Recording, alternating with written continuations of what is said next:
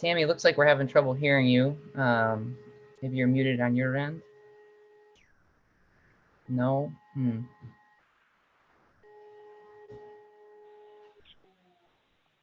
Try I'm not again. muted on my end. Yeah, there we you go. go. Yeah, thanks. So I'm State Rep Tami Gouveia from Acton. I also represent Concord, Carlisle, and parts of Chelmsford. Really happy to be here. I started off my career in public health doing environmental health policy research over 20 years ago, so happy to be here. Thank you, Representative. Representative Carmine, Gentile. Good morning. I represent Sudbury, most of Wayland, a part of Marlborough, and Precinct 3 in Framingham. Good to be with you all.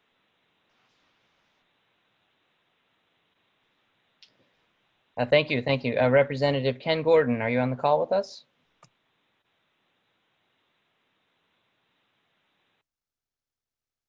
All right, maybe Ken will be joining us later. Rep Kate Hogan. Good morning, everyone. I'm missing your coffee and pastry.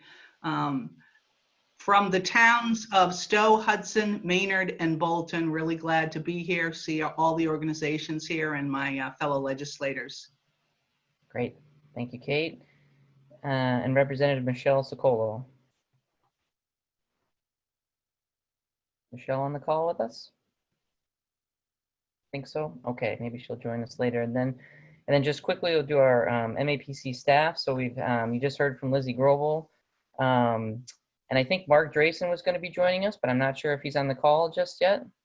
Yep, he's on the call. Mark Drayson, Executive Director of MAPC. Glad to be with all of you. Great, thanks, Mark. Lizzi Weyant. Hi, all. Lizzi Weyant, the other Lizzie on the call. I'm the Director of Government Affairs at MAPC. Great, thanks. And Kasia Hart, are you with us? I'm here. Hi, everyone. Kasia Hart with the Government Affairs team at MAPC. Great, thanks. And I think our last member of the MAPC team is Leah Robbins. Are you here? Just Kasia. Oh, okay, great. Yeah, thank you. Thanks, Lizzie. All right, so just quickly moving on, I just wanted to take a quick update and kind of just highlight a few things. You know, Magic's been really busy over the last year, and we actually at our last meeting just wrapped up putting together our FY 2021 work plan. So some of the projects we've been working on in 2020 have been the Making the Connections microtransit initiative, where a handful of communities are looking at providing alternative transportation options in their community, primarily through different TNCs like Uber and Lyft. The subregion also continues to work on its healthy aging, healthy living strategies, reports and forums, and continues to work with AARP on various age-friendly initiatives. And we also continue to advance climate and transportation items. We held a forum this year on carbon-free transportation for municipalities and schools, looking at, you know, even like buses and how they can be more fuel efficient. And then we held probably a couple months ago now, a net zero planning workshop, which was very, very well attended. I think we had over 50 attendees on that. And we're going to be looking at holding another one probably later this year or maybe early in 2021.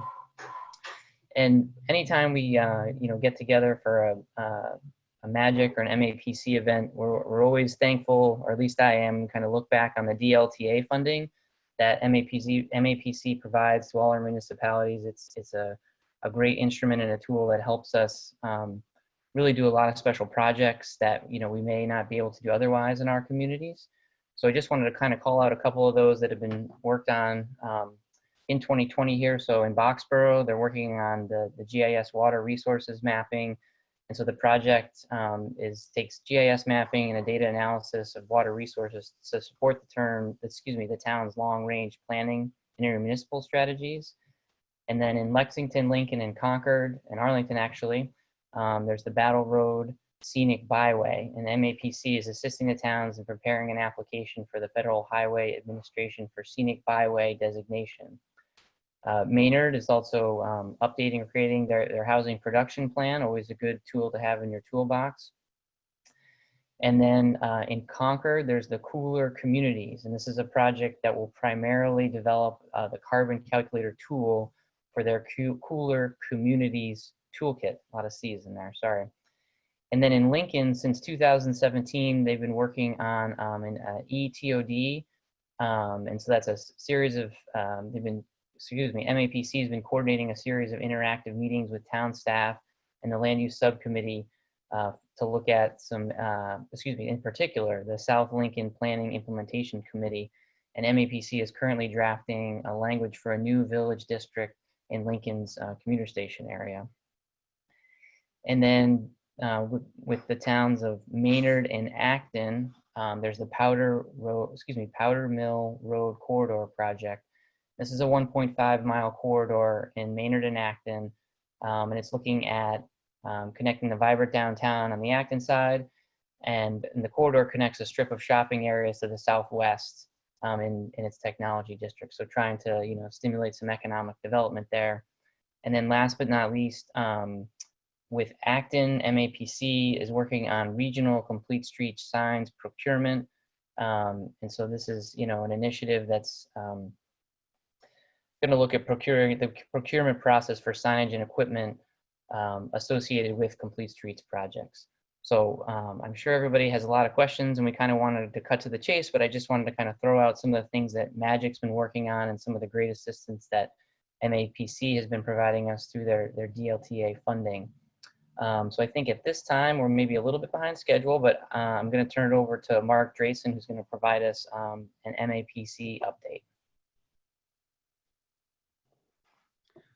Adam, thank you.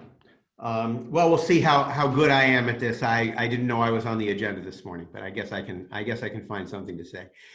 Two other people to introduce. I think Rep. Ciccolo has joined us if she wants to just say hi. Hi, folks. Happy to be here with you all. Great to see everyone. And I noticed that one more staff person from MAPC is also on the line who I think was not introduced, and that's Courtney Lewis, who chairs the North Shore Task Force. Courtney, if you could just say hi to folks. Hi, good morning, everyone. Thank you for including me in this breakfast. I'm happy to be here. Nice to see everyone this morning. Thank you, Courtney. So I'm going to limit my update to two main items that I want to just pay a little attention to. I believe that one of the Lizzis, I think Lizzi Weyant, is going to give a more detailed legislative update, if I recall correctly. So MAPC has been home since the 16th of March, like so many of you. All of our staff have been working from home. We only go in to cut checks occasionally and to check on the office, but very little activity goes on from there. Our work life changed as well, because beginning at that time, many of the staff began to focus almost all of their activities on response to the pandemic. It may be something that you are aware of, you might not be aware of it, because sometimes they fly a little under the radar, but MAPC is responsible for what is called the Health and Medical Coordinating Coalition for a large portion of the state, mostly within MAPC, but also a few communities north and west of MAPC. And Dan Witz and Beth Roberts and the staff there were all extremely heavily involved in the frontline response to the COVID crisis, mostly through the provision of PPE, searching it out, responding to over 1,000 emails seeking support, and dealing with 150 vendors to try and find things that sound in our everyday lives to be very normal, like thermometers and face shields and masks and things like that, but which at the time in March and April were extraordinarily difficult to come by. Responding to the requests of municipalities, public safety departments, hospitals, nursing homes, healthcare facilities, pediatric practices, etc., in what was literally a 24-hour operation. We had someone on page and available to support every minute of that time. We even repurposed Homeland Security money to purchase ventilators for some of the smaller hospitals in the region. At the same time, Lizzi Weyant and her staff, and Rebecca Davis, my deputy director, were very heavily involved on the coordination and communication between municipal governments and the Baker administration and members of the House and Senate. At times like this, when everybody is running at 50 miles an hour and operating on literally life and death situations. The communication can be a little difficult to maintain. It's just human nature. It's not the first thing that comes to your mind to call the 6 people you would normally call to talk to them. So we really established those lines of communication, a weekly call between mayors and managers and the lieutenant governor, calls on Sunday afternoons at 3 p.m. with scientists, physicians, and epidemiologists so that local officials could actually take just a tiny bit of a break, if you could even call it that, from the day-to-day demands and learn more about the disease, how it was operating and how it was progressing and how people were responding to it. And reviewing with great care the guidance that was offered by the administration, sometimes when it came out, but then later on, we actually got it beforehand, but we're able to comment on it at that point so that we could provide direct input from local officials and others. Our efforts were also very heavily focused on dealing with our most heavily impacted communities. 100 different things, I can't name them all, but I'll name just one that I am very proud of: setting up the isolation facility with the mayors of Revere and Revere, Everett, Somerville, and the town manager in Chelsea, the city manager, and also the city of Lynn, in the old Quality Inn, to isolate people who could not otherwise successfully isolate after they came down with the illness. Not ready for the hospital, but needing a place to recuperate. And I'm really very proud of this and all the staff at MAPC that worked on it.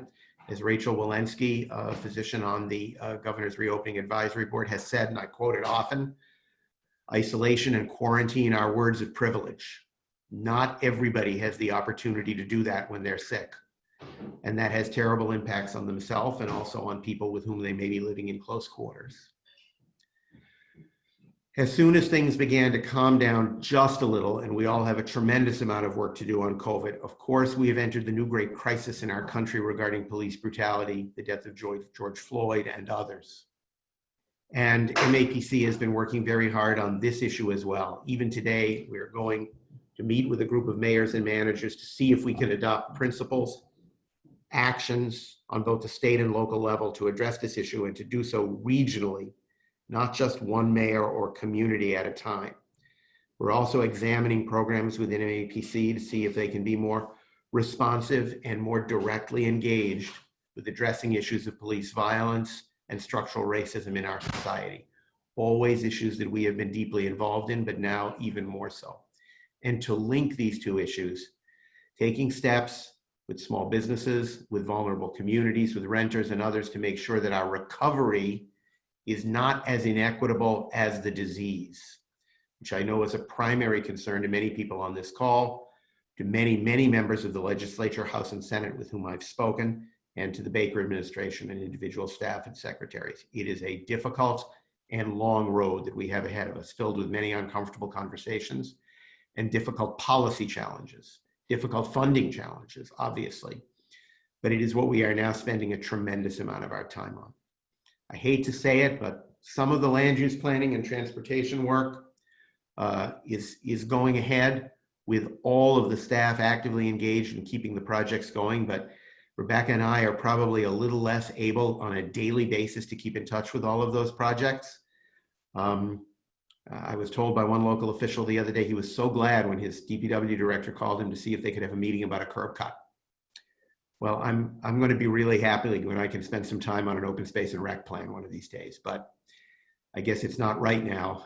Hopefully it will again be in the future. Thank you very much.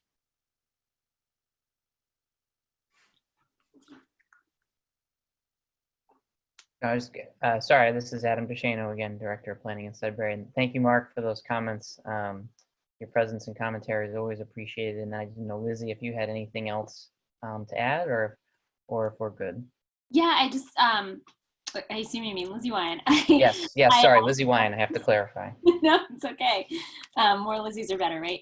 I just wanted to highlight a few of MAPC's legislative priorities. You know, it is obviously an unusual time in the State House. I refer to sort of our time before COVID as the before times. And if we were in the before times, we would be in a moment where we would be reconciling what the House and the Senate had passed in their budgets.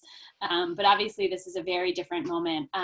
Before I kind of launch into the priorities, I also just want to just take a second and thank the legislators who are on the call and in both branches sort of writ large. You know, there have been a number of stories about sort of the level of work that's coming out of the State House right now. And I just need all of you on the call to know that your elected officials are working. When I say overtime, I mean, it's as though they had tried to pack 30 hours into a day to try to pass legislation really quickly to address the crisis. They have just done an incredible amount of work in the past few weeks to try to address these things. And our state legislature was one of only 14 in the country that actually stayed open and active, and as active as they were during sort of the height of the crisis. So I just want to take a moment and thank them. MAPC is really still pushing to make sure that when the budget does actually come out, our priorities are not woefully underfunded, even though it is obviously a tremendously difficult budget season this year. We are still making sure to push for district local technical assistance as one of our main budget priorities. And largely it's so that we can help to do all of the work that Mark was talking about, the work that's continued from our planning work from before, but then also all of the work that we know we're going to need to do in order to really create that strong reopening and then a strong and equitable recovery. And DLTA really helps our cities and towns, as all of you know, all those projects that Adam highlighted at the start of the call. It really helps cities and towns with that technical assistance and the work ahead. At the same time, we are also looking to make sure that local aid can remain as strong and as high as it has in years past. Obviously, again, this is a difficult budget season, so that will be very difficult. But you know, in particular, so many of our hardest hit communities spent a lot of money to address the crisis, some of those pieces that Mark talked about. And we want to make sure that communities are not doubly hit by a hit to local aid. MAPC also continues to push for the Shannon Grant program. This is an anti-youth gang violence program. And we feel like particularly in this moment more than ever, we really need to make sure that that funding for that program remains strong, and we will continue to push for that. We have for many months now pushed for the transportation bond bill. I think we'll talk about this a little bit with the legislators. I expect that we will. You know, I think that the House had passed a comprehensive transportation bond bill and policy package that included an increase in funding for transportation. The Senate has moved sort of a few small pieces of the transportation bond bill. And I think MAPC is really looking to make sure that the transportation bond bill and then the potential for an economic development bill really help to position us to, again, kind of look forward towards the strong recovery. You know, I think a lot of folks on this call probably remember the last time we saw such a huge economic downturn, and the federal government came in with the American Reinvestment and Recovery Act, known as ARA.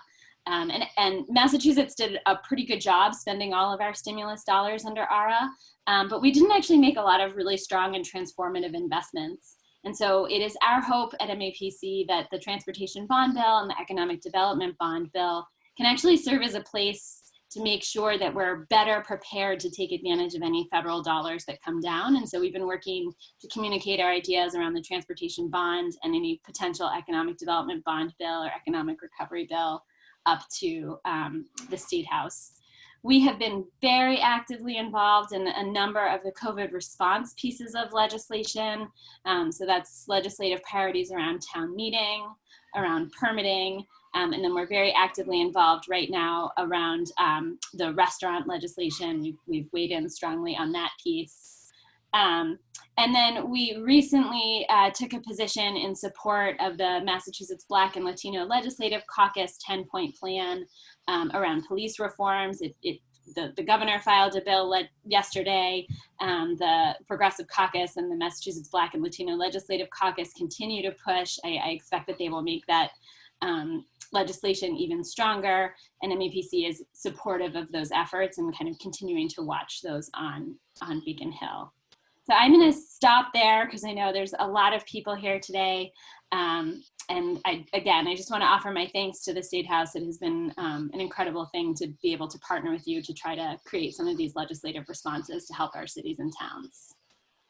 So Adam, I think with that, unless folks have questions, I can turn it back over to you. I think we might have time for maybe just one or two quick questions if people have them, or if everybody's good. I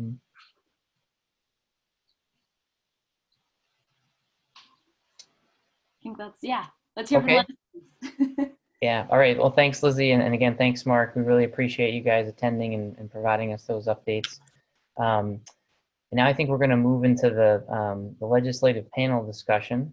And Lizzie Grobel, how are we going to structure this? Are we going to, do we have a methodology for that, or do we did? All right. She's nodding her head. Yes. Do you want to chime in on that, or someone from MAPC maybe? Great. Thanks. So Yes, I'm gonna. great. Oh. I was going to say I'll hand it over to my government affairs colleagues to do that. Kasia has got it. Yeah. Thanks, Lizzie. I appreciate it. Sorry, I have a couple of windows open, so I didn't see your face in a moment. Thank you again, legislators, for making time today. I want to go ahead and get started with the panel discussion and make sure we have enough time for Q&A at the end. I'd like to pick up where Lizzie Weyant left off, talking about police reform. And you know, it's no secret that the recent acts of police brutality have really put a spotlight on issues of racial justice across the country. And the COVID pandemic has further highlighted deep inequities in our society. Many legislators have already voiced their support for the Massachusetts Black and Latino Legislative Caucus's 10-point platform. As Lizzie mentioned, MAPC 2 took a position in support of that just yesterday. And municipalities are already beginning to take action to reform their police departments and strengthen transparency and accountability. Senator Eldridge, I'd like to begin with you and ask, what do you think is the role of the legislature in these efforts around police reform? Great, Kasia, thanks so much. And thanks again for having me. And I'm certainly not an expert on police reform, but as someone that was fairly involved with the 2018 criminal justice reform law, have a bit of a grounding, and I'm sure everyone on the call is aware that Governor Baker filed the post police officer standards training bill yesterday to essentially create a state license for police officers, and he did send a letter out, which I'm just looking at right now. What's interesting is that part of that is based on a provision in the 2018 law around requiring police officers to have mandatory in-service training around things like race and cultural bias and de-escalation. So the legislature, did pass that in 2018, and then the Black and Latino Caucus, specifically Representative Russell Holmes, has worked on this for many years, as well as, interestingly, Republican State Representative David Vieira. So it's actually a fairly bipartisan idea. And my sense is that many police chiefs are very supportive of this bill. And, it basically says that, the bill the governor filed, that if someone is, convicted of, violating someone's civil rights, convicted of, essentially a felony related to their job, they would be immediately decertified. And then for more minor offenses, the committee that's established through this legislation, which a majority of the members would have to be people of color, would be reviewing these records of police officers. And a good deal of these complaints against police officers would be accessible to the public, so the public would know if a police officer had committed a certain offense. I actually have the text of the bill. This is just based on a letter from the governor that we all received yesterday. But my sense is, in talking to the Municipal Police Training Committee, which would oversee this, is that they're really looking to fast track this bill through the House and Senate. So that's very encouraging. I would also note that there is also a very comprehensive bill filed by Representative Liz Miranda and Senator Cindy Cream around everything from use of force to banning tear gas and rubber bullets by police, and to eliminating qualified immunity for police officers. So that's a bill that's been filed. And then to I think Lizzie's point about the Black and Latino Caucus 10-point plan, that's been out there, and a lot of us are looking at that as well. So I don't know if that's an adequate summary, but that's my take on where police reform is right now. No, it's a great summary. Thanks very much. I do just want to take a quick moment and note that Senator Tran has joined us. Senator Tran, if you want to say a quick hello to the group, and then I'm happy to go back to that panel discussion. Hi, good morning, everyone. I want to apologize for being tardy this morning. There was a last-minute schedule for a caucus meeting within my caucus and to go over some important things. So I'm glad to be here with you this morning. Thank you. Thank you so much for joining us. And, we certainly could have a whole breakfast focused on the topic of police reform. Really appreciate the work the legislature is doing on that. But of course, what's also top of mind right now is COVID-19. And as Lizzie mentioned, we at MAPC are really deeply grateful for the number of bills that the legislature has advanced in order to support local governments in their response to COVID-19, including offering more flexibility around town meeting and municipal budgeting, as well as instituting eviction protections. And it's been really remarkable to watch the House and Senate pass these priorities by taking the first ever remote votes in the Commonwealth, and really to taking the lead on legislation supporting cities and towns. Representative Hogan, from your role on the House COVID-19 Working Group, what are some of the key priorities that you see going forward? And having spearheaded the work to move to remote voting, as communities are also looking to set up remote meetings of their own, what are some takeaways or learnings that you want to share?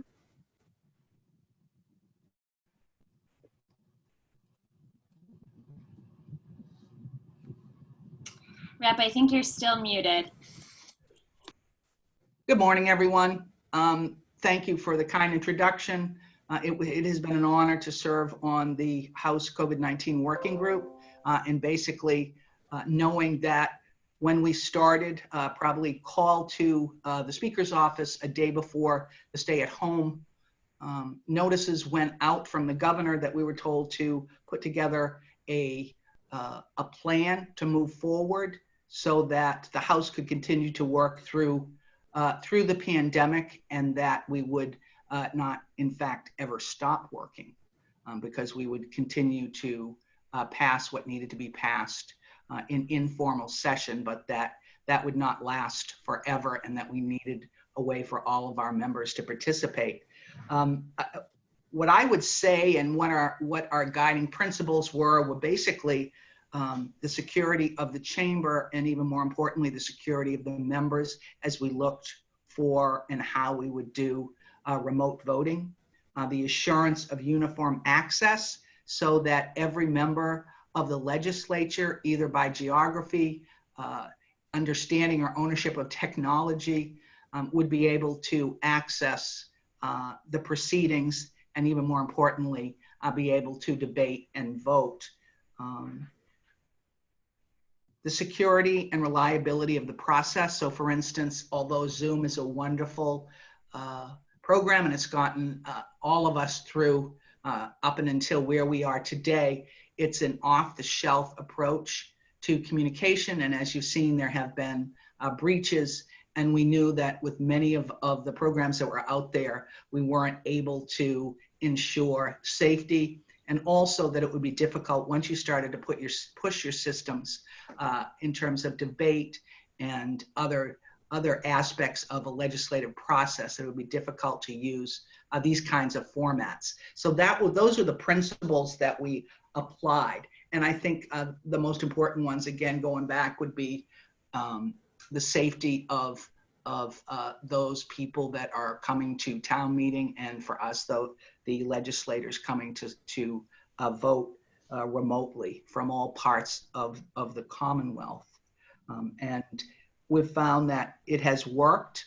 What we're doing now is there's more of an engagement, and you won't have that luxury with a town meeting that requires remote voting, because what we're finding now is the more we do it, the better we get at it, because it's members engaging with the technology, and the rostrum engaging with the technology, and the division monitors, because it's a fairly interesting system, which I wouldn't begin to go into right now. But those were the principles that we approached the issue and the question of how do we set up remote voting. And we ended up with really a phone system tied to a live stream. So we ended up with 10 phone lines, division monitors, but we do have a live stream. I think you've probably seen it on Facebook, or legislators showing you visually what they're doing as they participate in the democratic process.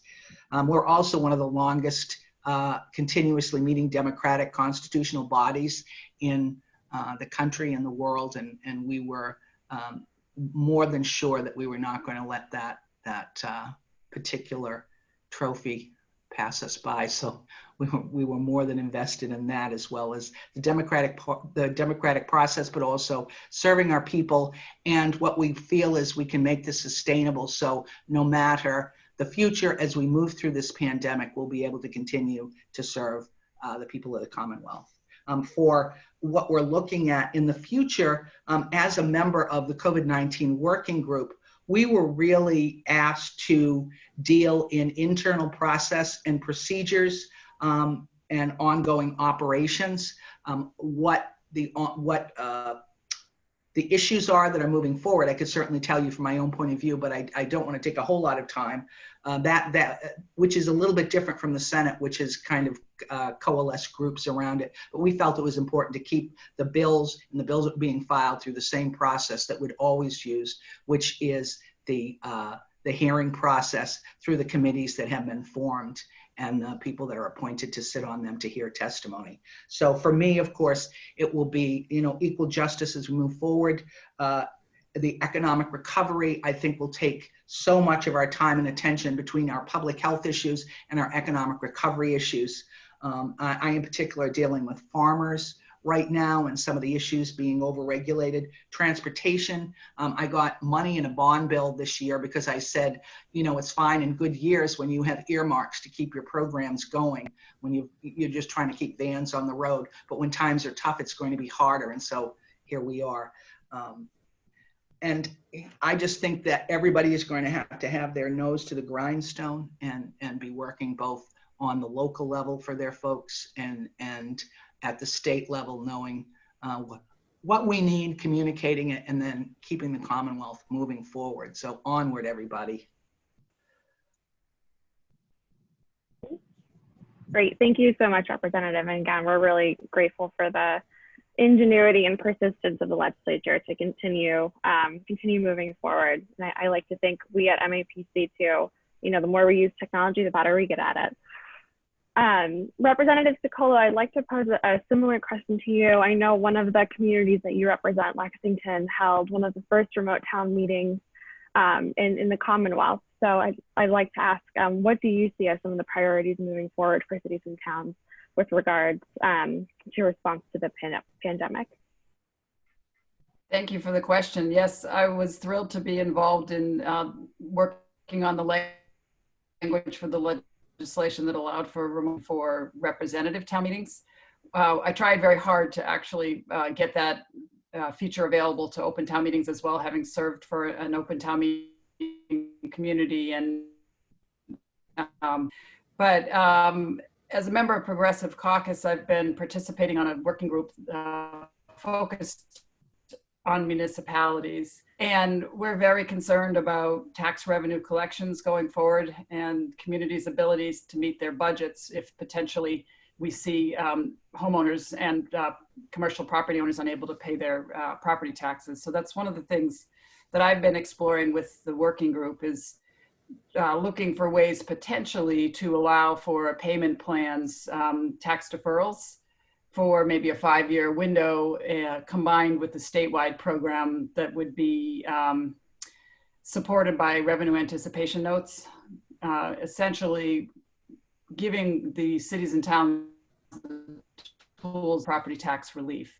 So that is something they're working on. The ideas are sort of in their infancy, but we're very concerned that come July, when most communities postpone tax payments until July, we're going to see really soft revenue collection. So that's one of the things that I've been looking at, as well as sort of continuing the conversation about allowing open town meetings to have virtual town meeting. Lexington's virtual town meeting was a huge success. I have to give kudos to the community leaders who just did a beautiful, beautiful job, developed a working group, did a tremendous amount of training.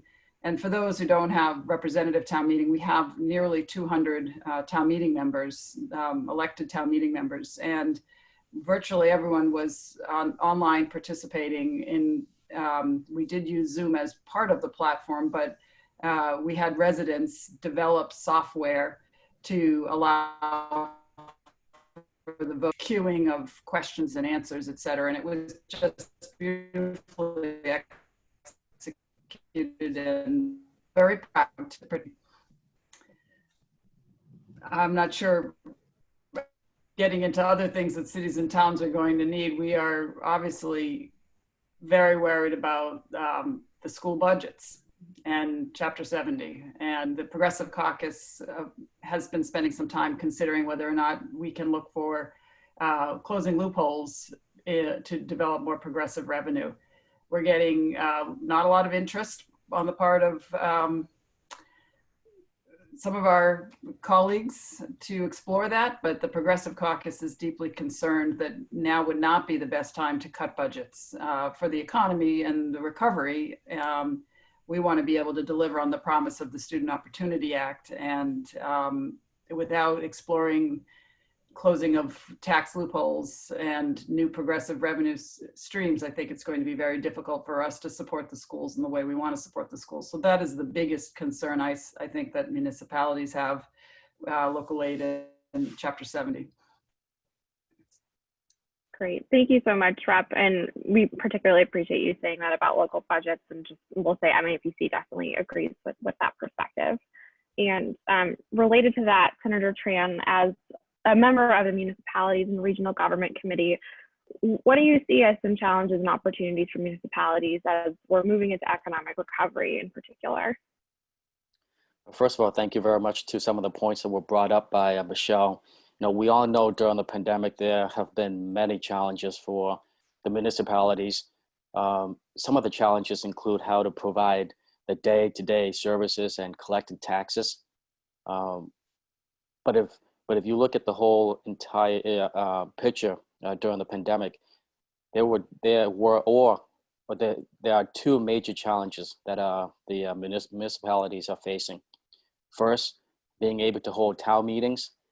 This is more applicable to the towns than cities. You know, towns need to hold town meetings to vote on articles and to be able to pass their budgets. Some of the towns use parking lots. We've seen, I know some of the towns in my district, they've used airports to hold their town meetings, which is a pretty good idea for social distancing. And, you know, as a legislature, we recently passed a bill to allow towns to lower their quorum requirement to be able to proceed with their town meetings. The second major challenge is the ability to craft a budget without available state data in terms of local aid. Right? I've been to several town finance meetings, and they're having an extreme difficulty in terms of crafting their budgets. And you know, this is an ongoing issue that we're discussing on the state level, and we're having the same problems as the towns and cities do. And that is how to proceed with the budgetary process and how to proceed with debates, because we don't have the tax revenue numbers. And as you know, every challenge there always comes an opportunity. So we've seen that municipalities now have instituted technology into their services that they provide. For example, virtual meeting, the same way that we're doing now.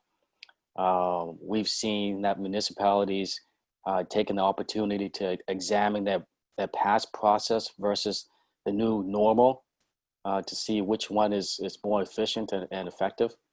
But the biggest problem right now is really being able to provide them with budget numbers.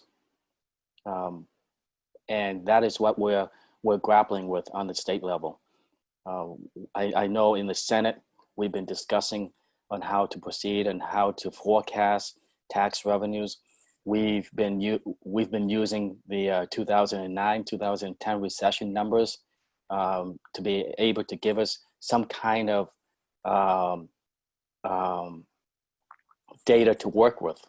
And we saw in 2009, 2010 recession that and it wasn't as bad as what we're going through now, but during that recession, there was a reduction of 28.8% in local aid. That is devastating to pass on to the municipalities currently, especially when we're in a time where our education is in dire need of funding. So some of the things that we've been talking about include how to use the $2.3 billion from the CARES Act and how much of that portion we can allocate towards the budget in order to offset the lack of tax revenue. And we're also discussing on how much of the stabilization fund we can use in terms of also offsetting the lack of tax revenue that we were able to collect during the pandemic. So there's a lot of moving parts. Things are so fluid. We're doing the best that we can in terms of providing the needs of the municipalities. But I can assure you, my colleagues and I, we are trying our best in terms of providing the services that the municipalities in order for them to provide their services to their residents. Thank you, Senator. I can appreciate how challenging decision making is in a time with so much uncertainty. We're grateful for the work that the legislature and our cities and towns are doing to continue to keep things moving forward. I do want to pivot a little bit and take us to, as we refer to, the before times. So we know that climate and transportation have long been priorities for the legislature, and the House and Senate have both advanced a number of bills on these issues this session. And now that the Commonwealth is opening back up and starting to think about recovery, Senator Barrett, I'd like to start with you. How do you envision climate and transportation legislation supporting an equitable economic recovery? And particularly, how do you think themes of climate and transportation justice fit into that picture? Well, thanks. Great question. And first of all, again, I want to express appreciation to everybody taking part in this call, my colleagues included, and especially to MAPC. I was impressed at the very outset of this meeting with your recitation of projects in my district. And I am extremely pleased to hear that list and want to extend the help of my office to helping those efforts go forward. I took heart in hearing them. What we need, I think, with respect to climate and energy policy is pressure coming from all quarters, I would hope, including the MAPC, for some sort of grand bargain that honors the priorities expressed so far by the House of Representatives and by the Senate. You'll recall that early on in the 2019-2020 session, we got a Greenworks bill from the House. I won't make reference to the details because they can morph over time, especially in light of this recovery imperative that we now have to respond to. But the fundamental emphasis of House Greenworks was on what we call adaptation, accepting that we've hurt ourselves in terms of emissions and then asking the question, how can we cope with the harm already done? It's important to cope with the harm we've already done to ourselves. And so this emphasis on adaptation, which is about 90% of the House budget, is certainly germane now because it does create jobs. And I am very concerned that we have some sort of recovery plan embraced, first of all, by the governor and then by the legislature. The focus has to be on creating jobs, especially blue-collar employment, and an adaptation program, essentially a climate infrastructure program, is critical to that. But I will confess my own bias at the same time. acquiescing in the harm we've already done ourselves is hardly an adequate response to the crisis of climate. We've got to prevent emissions from getting worse, and slowly we have to roll back on the emissions patterns we've already caused ourselves. So the Senate's emphasis in creating a next generation climate policy and passing it in the Senate overwhelmingly, with I think just 2 dissenting votes in January of this year, is on what they call mitigation. Putting in place programs that guarantee that we won't self-inflict harm the way that we have in the past, that we won't have to adapt because we will be mitigating ongoing sources of emissions. The grand bargain that I have in mind would do something on the adaptation front as the House originally proposed, and do a great deal, I hope, on the mitigation front, which is reducing emission sources going forward. Currently in the State House, there's very little lobbying. The twin crises, and they're both overwhelming, of COVID and racial justice, have in fact pretty much quieted the voices for climate change. An important senator, one of my colleagues, said to me the other day in frustration, where are the lobbyists? And that would include the towns and cities, but not primarily. We're talking about all the green climate groups with which we're generally familiar. Lots of strong membership out in the suburbs in Metro West. That's where much of the leadership resides. Pretty quiet, all said and done, on insisting that we strike some sort of grand bargain in the next 45 days, partaking of the early House initiative and certainly of the more recent Senate one as well. I am concerned that, as Mark said so eloquently at the beginning of this session, we are in fact had to shift our resources. We are focusing first on COVID and then very, very imperatively on the question of racial justice and in particular, police and law enforcement reform. We have let the climate issue go, and that is very worrying to me. The last thing I will mention is that, of course, we're all operating under the law of unanticipated consequences. I don't know about you, but my crystal ball is wearing a mask today. Very hard to tell what the future portends. You think about it in terms of the whole emphasis on density that MAPC has helped supply energy to, motivation to. Density was going to be the solution to the problem we have of an inadequate housing supply. We were going to focus on getting multiple unit dwellings into the suburbs, on encouraging townhouses instead of single family units, reducing or at least containing the rapid growth in McMansionization and in lot sizes. In the wake of COVID, the whole pro-density movement as a fundamental idea driving a lot of policy is cast into at least momentary doubt, because suddenly people want to socially distance. They're suspicious, and it's a visceral thing. It's not just an articulable thing about density and about crowding, really about cities. Suddenly the suburbs where so much of us are fortunate enough to be sequestering kind of look like a pretty good deal. That's very dangerous in terms of climate policy, where density makes sense in terms of reducing emissions from building. It's very dangerous in terms of housing policy. I look to MAPC to address the question of what COVID means in terms of our default toward density, toward city, toward urbanization, of course, toward mass transit, which would service all of the above.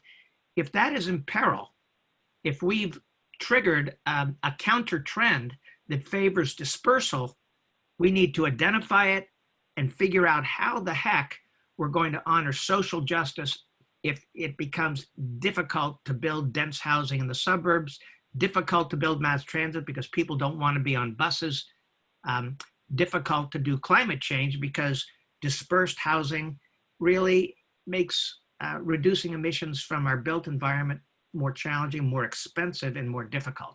So we have a lot of policy work to do. We do have a lot of listening to do, but I'm a little concerned that all of us are in listening mode and none of us are in leadership mode, and that really concerns me. Thank you. Thank you, Senator. I will say, MAPC remains deeply committed to these issues. And I do want to just turn it over very quickly to Mark Jason for a couple of comments.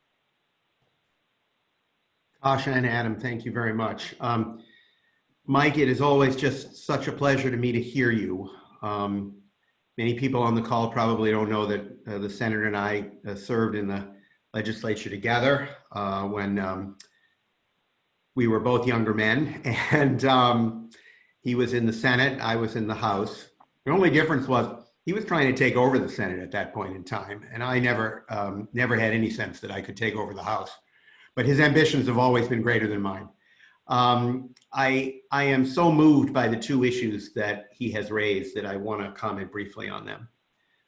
We could not be more in agreement, and I know that the Magic subregion is a stronghold for this, that the climate issue has not gone away, that Americans care about it more deeply than has ever been the case and continue to, even during these crises, that every month we lose, every year we lose in addressing this issue is just as serious now as it was 2 years ago. And that the press for adaptation becomes even greater. And of course, we must do adaptation. We do both adaptation and mitigation, MAPC, but the pressure to focus almost exclusively on adaptation becomes greater if we buy into this notion that we've lost on mitigating climate change. We do have the bones of an agreement based on the work that's been done in both branches. And what I think we lack is the certainty of having it at the top of the agenda, because it's crowded out by other things. And we always see this toward the end of the session. You can only get so many things done, and every one of them is complicated. But at least from our perspective at MAPC, we feel that dealing with the mitigation issues, the adaptation issues, the critical funding questions are absolutely essential. And even in the face of the financial uncertainties that we're facing, the ability to adapt and to mitigate take money. They just do. And it is always important to recognize that if we don't raise the money for this purpose, real money, then we pay in other ways. We pay through insurance, we pay through disaster relief, we pay through real harm, especially to lower income individuals or people who live along coasts and rivers. The other thing I want to say is that I have a map that hangs in my office, and it is hung in my office all the way back to the time when I was a legislator. And it is a very, very old map of the city of Boston.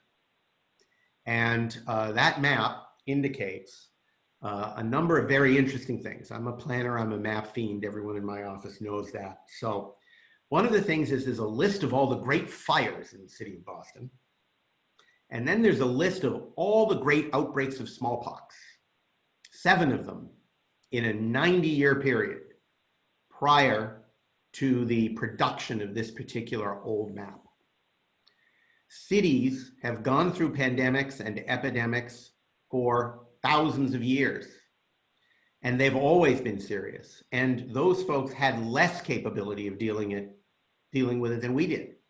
And thankfully, we know now that social distancing and separation is an important part of dealing with it. But cities, in the long run, keep growing. And right now, what we see in our state is the growth of cities and also the desire for urban settings within suburban communities. And there are very powerful social, climate, and economic reasons for that. And my strong belief is that it will continue. Density and overcrowding are not the same things. If you review the apartment buildings run by the CDCs of Massachusetts, or even the public housing authorities of Massachusetts, COVID outbreaks were very, very low. It is in privately owned, poorly managed in some cases, very dense multifamily housing where some of the greatest difficulties have occurred. All of the housing we are trying to build these days, it may be more dense than the surrounding communities, but it is not overcrowded. And frequently, it actually becomes the solution to overcrowding.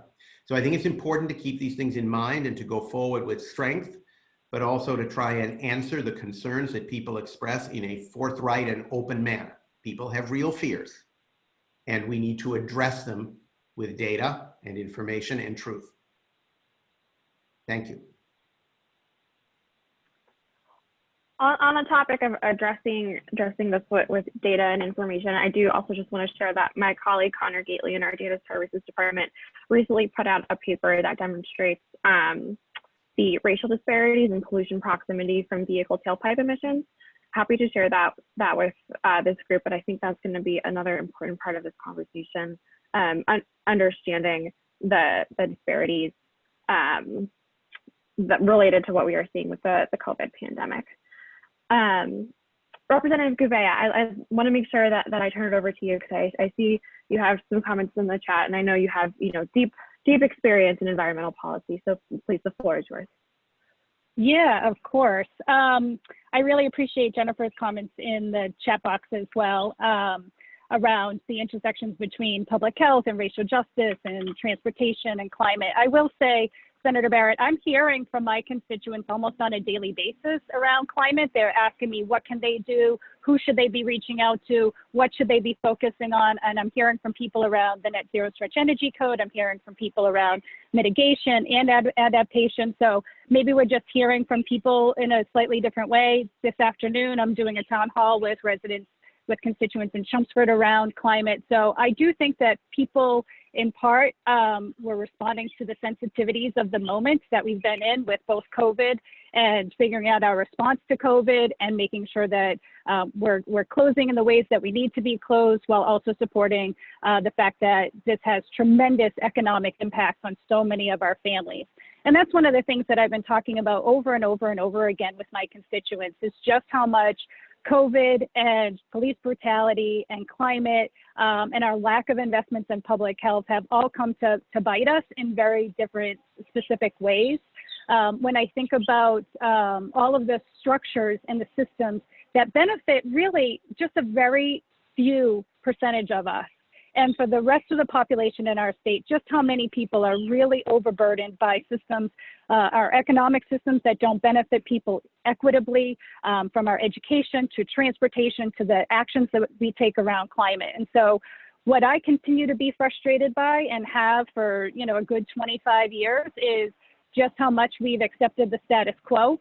And I'm really hoping that the conversations that we're having, the intersections between racial justice, economic justice, climate policy, transportation policy, education policy, that we start to have a different commitment to changing the status quo.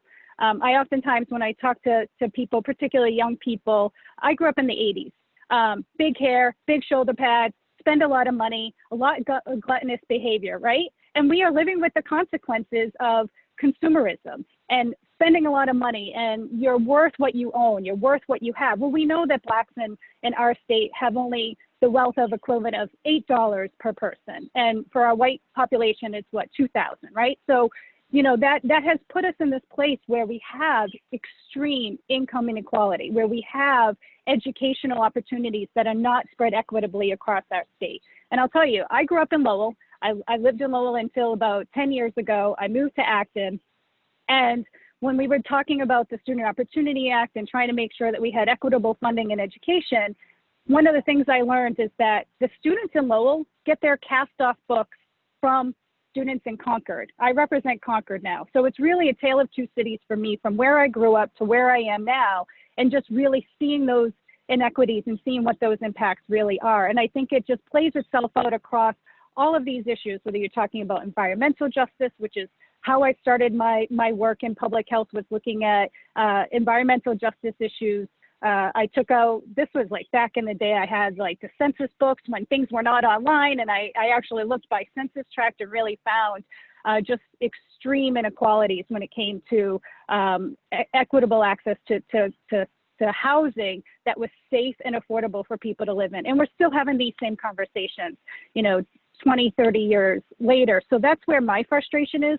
The question around what legislation can do to support economic recovery that's equitable, I think this is a longer term dismantling and undoing. It's not going to happen in this one session. I do think focusing on the urgency of the day around police brutality, but also not getting caught in the trap of scapegoating police as once we solve that problem, we've solved our race problem, because that is not the case at all. And, you know, I'm concerned in conversations that I have with folks that that's really where the attention of the day is.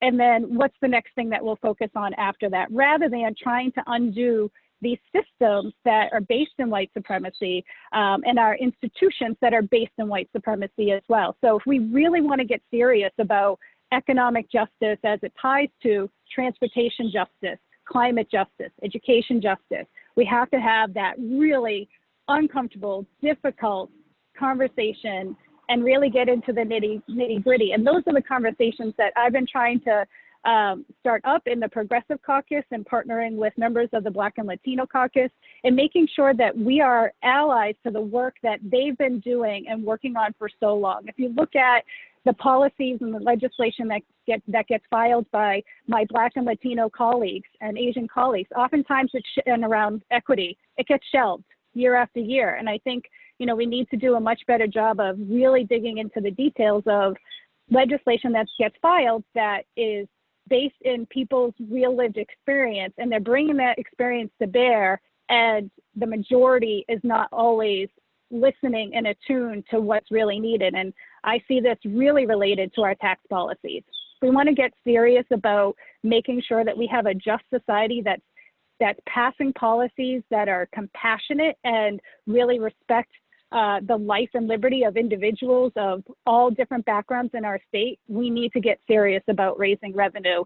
And that's going to be really challenging, I'll be honest. You know, for my Senate colleagues on the call, it's hard for, you know, what I'm hearing from folks on the House side is, well, we already took a tax vote on the House side with transportation, and you all didn't take the tax vote on your side. And so having the conversation around, you know, trying to raise revenue and raising taxes, particularly with a focus on wealthy corporations, is going to be really, really difficult. So there's this political angle that I think is really getting in the way of the conversation and the change that's really needed. So that's sort of how I see that. I don't see it as a quick, easy fix in what we're talking about now with climate and transportation. But this is a conversation I've been wanting to have for so long. And I look forward to working. I'm really glad that MAPC, that you all are really doing this work on the ground with mayors and trying to take a leadership role in this. I think it's really not long overdue, in the sense of you should have been doing it before, but all of us really paying attention to how we can change the status quo so that we're creating a society that really does work for everybody and not just the few. So those are my reflections and my comments. Happy to answer any questions, or I'm sure you have other legislators you also want to hear from. So thank you. Thank you so much, Representative. I really appreciate your remarks and you tying all of this together. I do want to just quickly turn it over to Representative Gentile, see what you'd like to add to the conversation, and see if you'd like to build off of your comments on the chat as well. Well, thank you very much. So, as I said in the chat, in the last recession, the legislature raised taxes about $1 billion.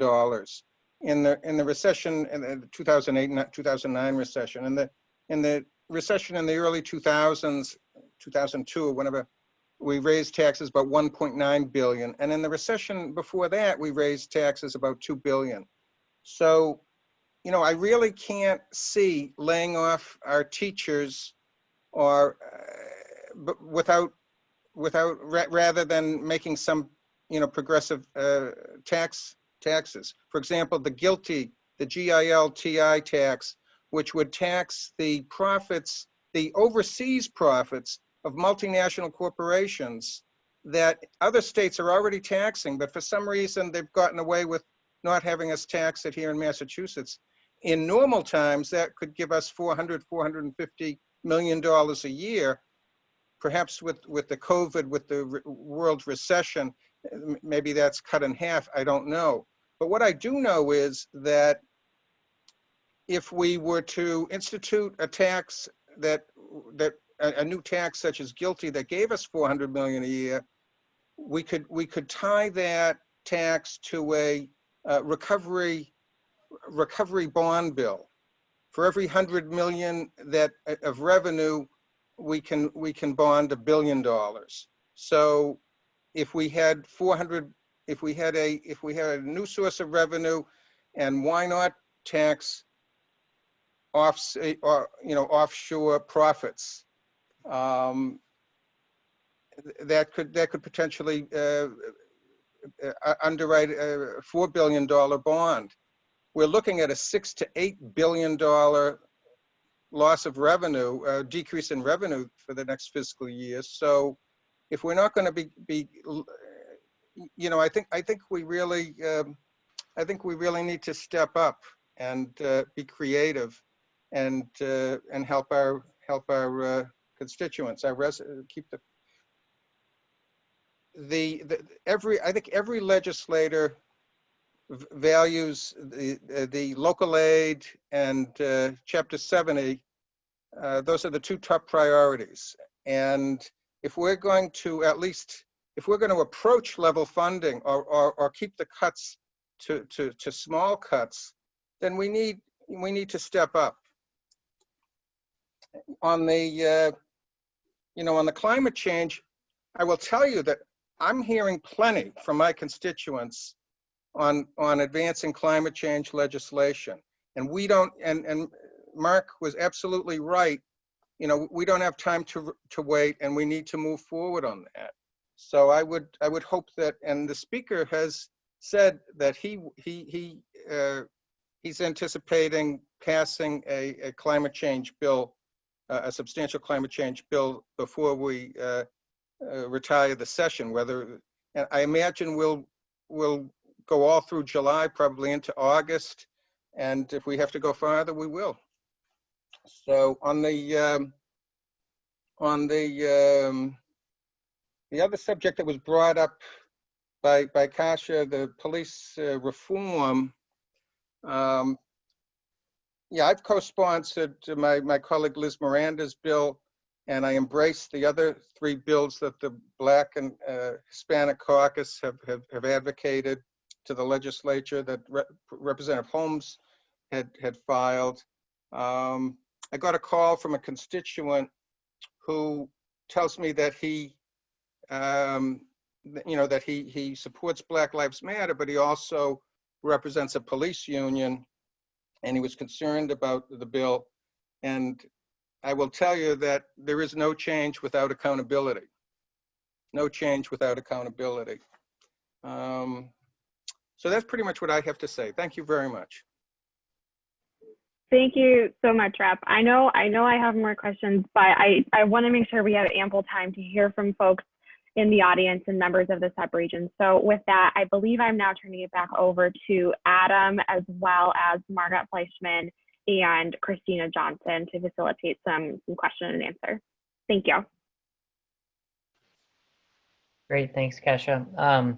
So now we're a little bit behind schedule, but that's all right. We've had a really good conversation at this point, and it's been enlightening for me to find out all the different things that each of our legislators are working on and sort of what's at the forefront here. But I think we're going to move into our question and answer session here, and I think Christina had volunteered to sort of moderate that for us.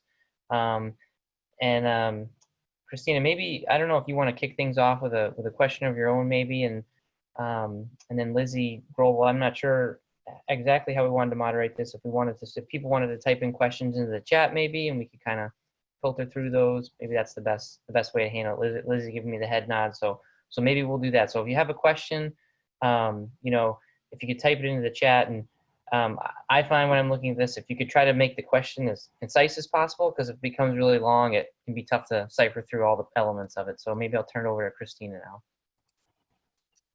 Hi, thank you, Adam. I'm really glad that the leaf blowing has subsided in my neighborhood. That's the only downside to being out on the patio, is that you now know which neighbors have excessive amounts of leaf blowing. So I'm happy that has stopped so that I can facilitate the conversation. I just want to extend a thank you to all the legislators who made the time today to come on another Zoom call. This is probably one of 50 you're going to attend today.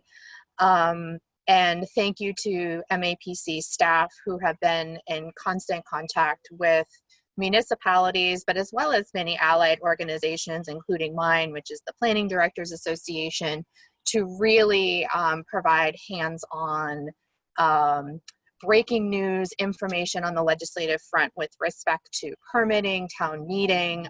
We partnered several times, actually both organizations along with the Mass Municipal Association, to provide that real-time knowledge and understanding of all the municipal relief acts that came through the legislature and then ultimately signed into law by the governor. And we can't thank the legislators enough for helping us at the municipal level. There were a lot of permitting logistics that we just weren't able to work through without a lot of legislative relief.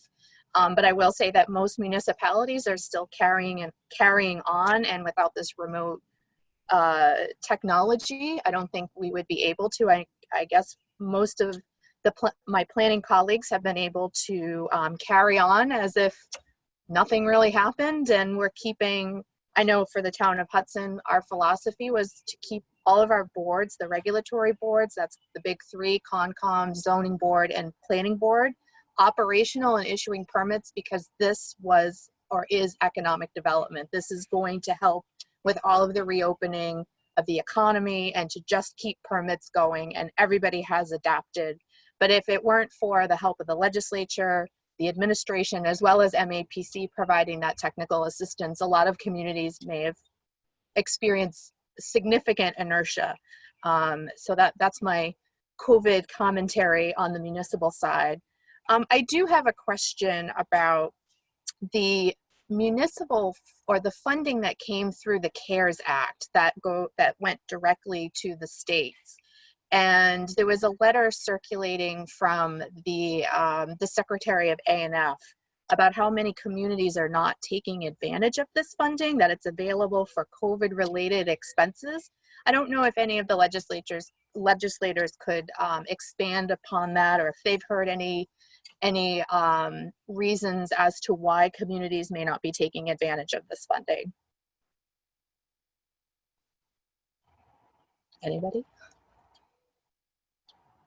Anybody at MAPC? Yeah, I will say I had not actually heard of communities not taking advantage of their federal CARES Act dollars. The only thing I can say is, the CARES Act is very clear that communities have to use the money for non-previously budgeted expenses, so any new expenses related to COVID. A number of the communities in our region had very significant COVID expenses, whether that was related to quarantine and isolation or testing, but even, expenditures related to remote learning, which obviously everyone had to sort of turn on a dime and do that. And communities were required to keep very strict receipts of their expenditures. But I have actually not heard of a significant number of communities in our region that have not spent their CARES dollars or have not yet actually received and started seeking those reimbursements from the federal government on their CARES. That's wonderful to hear. Going back on the permitting side, I know we have a lot of municipal planners on the Zoom call who are obviously very interested in the permitting component of COVID-19.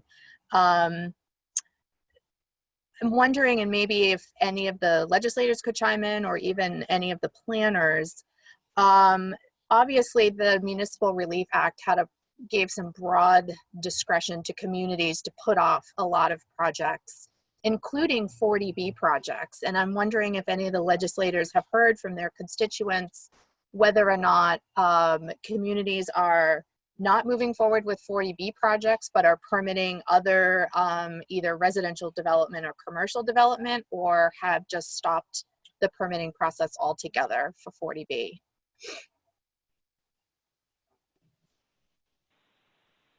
Well, this is Adam in Sudbury. I can weigh in. I can tell you, as Christina, as you mentioned, it's sort of business as usual in Sudbury. We've been holding Zoom meetings and moving forward, and our planning board for the last few months has been working on a 274 unit residential housing project. It has a 40R district, townhomes, and a senior component, affordability component, all rolled in. So we've continued to move forward with that, and they're probably going to get a decision out of the planning board sometime in July. On that. So, we're also seeing other smaller projects move forward. Not so much, subdivisions or even, redevelopments, but this was one large project in Sudbury that's continued to move forward. Great. Let's go beyond. Go ahead.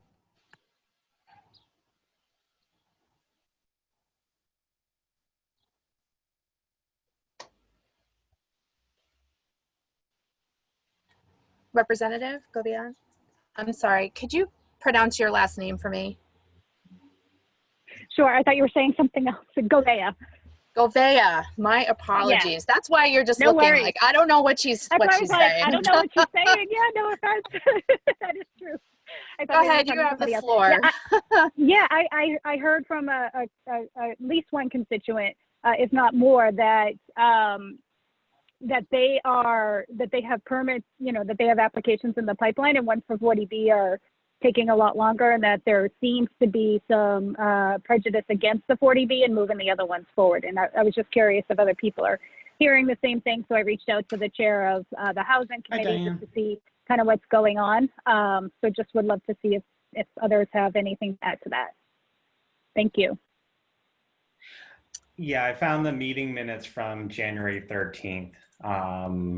And where then at least it says that the motion was to give them up to 6 months to reopen and operate the business, transfer the license to a suitable location, or transfer the license to a suitable location and business.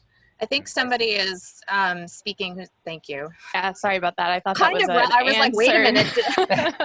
It sounded almost like an answer to the question. It did. I'm like, oh, this is municipal related. We're all dealing with licensing issues for sure. I will say that Hudson is over their 10%, so we haven't had a 40B project. But I'm hoping that many communities are not using the Municipal Relief Act to maybe prejudice themselves against permitting either a 40B or even any type of affordable housing development. Now, on the subject of affordable housing, I was wondering if anybody could weigh in on maybe the status of the housing choice bill or the economic development bond bill, and where those stand in the legislature now that we're moving into the reopening phase of COVID-19.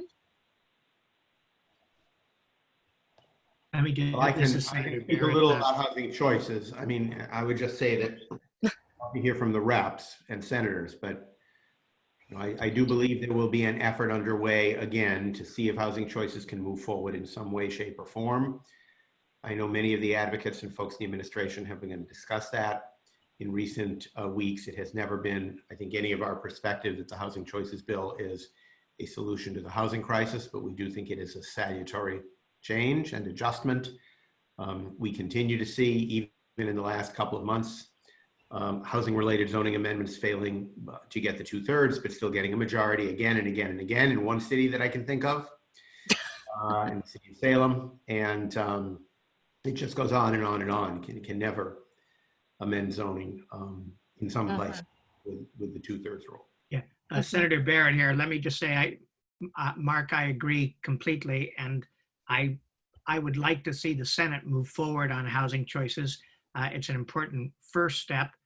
I suspect that my Senate colleagues listening in would agree with me on this one. I have expressed that to the Senate leadership and will continue to. I think it's important that we not let the year go by. And of course, the year may be ending in 45 days effectively, legislatively, without our acting on the bill. That's terrific. Any of the other legislators want to comment on any legislative priorities that may not be COVID-19 related that you're hoping move through the legislative process this session?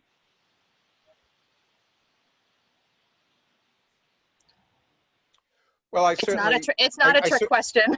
I certainly hope that we have an environmental bill, a climate change bill move through. I know that, for example, Representative Joan Machino's roadmap to clean energy 2050 bill would give us metrics and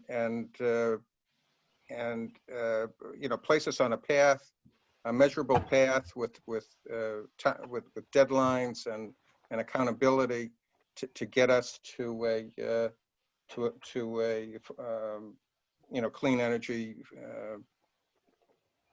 carbon-free future in the Commonwealth. And there are other bills. I'm hoping that the House and Senate can come to agreement on a comprehensive bill. Senator Barrett and Senator Eldridge have filed bills that perhaps they come into the mix and we come up with a really good comprehensive omnibus climate change bill. Let me just, sorry to break in again, but I want to agree with Carmen. I think the House passage of the Machino bill, to me, would represent effectively mitigation action by the House. I think it would be less comprehensive and need a little rework. The Senate's been a little more ambitious, but Machino would be a good place for us to meet in the middle. The critical issue in the next 45 days is whether the House of Representatives passes the Machino bill or something like it. So in the Senate, we're keeping our fingers crossed because that's a critical piece that could trigger a conference committee and final action. Representative Gouveia, go ahead. Yeah, and just in addition to everything that we've already talked about here, post and Rep. Miranda's bill on police accountability and training and, the transportation ones, I think we really have to work hard to hold the line on the funding around education and making sure that there is equitable funding, even if it's not at the same robust level that we were hoping for. Making funding just, certain aspects of the parts of the SOA is not going to be good enough to make sure that we're addressing the inequities that have been inherent in the formula for the last 25 years. And then the other thing that I'll say is, either safe communities and or the driver's license bill, because they both relate also to some of the inequities that our immigrant populations and our communities of color are experiencing as it relates to COVID and as it relates to police brutality. So I think there's some important pieces related to protecting our immigrant populations when it comes to public health and safety across the board. So those are other ones that I hope. Those were ones that at the beginning of the session, the speaker did say to us that he was hoping to pass safe communities. I'm not hearing enough about it, not feeling particularly confident, but those are ones that are important, I think, as well. I'll just jump in and echo what my colleagues have said. It is absolutely essential that we do a climate bill before the end of this session and continue the work on the police brutality bills and the Safe Community Act. It's going to be a tough time as we just try to deal with the budget, and I'm hoping that the budget doesn't take up all the other issues that are so important that are before us. Thank you. Christina, could I jump in with a quick question? Oh, yes. Great, thanks. And this was in the chat, I saw too, but I didn't know if the legislators had any insight or commentary on some of the special legislation around remote participation at meetings. I can tell you in Sudbury, and I think I saw some comments there that in Acton and other communities, we've been seeing higher participation, with some of this relief from the open meeting law. So have there been the starts of conversations about permanently changing the open meeting law to allow meetings to be conducted remotely?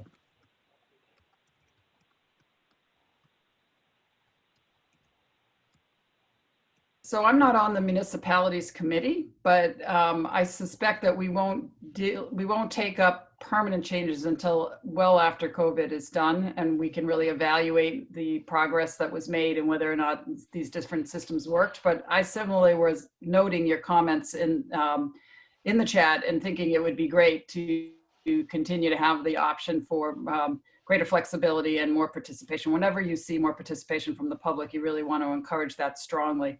But I will also say that we are expecting another municipal relief bill. That is in conversation. The committee has reached out to a number of different groups to say, send us your best ideas. And so I've sort of noted this, and we'll keep an eye on that. Great, thank you. One thing that just jumped in on this, just really quickly, is I have, even well before COVID, I had been talking with a number of town moderators, and I know that they've been having discussions, and I think even in Andover or North Andover and Carlisle, they've been trying to test out different ways of doing this. So I think there might be some nice synergies post-COVID to Rep. Ciccolo's point. Great. So I have gotten the time's up notification. I think we could spend all day talking about these issues and probably would relish that opportunity, but I think we have to call it. So I'm going to turn the floor back over to our chair, Adam, and he can wrap us up and we can call it a meeting. Great. Thanks, Christina. Thanks for moderating the Q&A there. Again, just a couple special thanks to all our legislators for attending this call. You know, we had really good participation. I think we're up over 50 at our height today. And a special thanks to the MAPC staff for helping putting on this great event and all the behind the scenes technology that I know is happening in the coordination even as I'm wrapping up the meeting here. And I just want to call out Lizzi in particular, Lizzi Grobel, our sub-regional coordinator who helped bring this all together. So I don't think, Lizzi, if there's anything else, I think we're going to sign off and hopefully everybody has a good rest of the day. Thanks, everybody. Everyone. Great meeting. Everyone. Thank you. Thank you. Thank you. Thanks, everyone. Bye.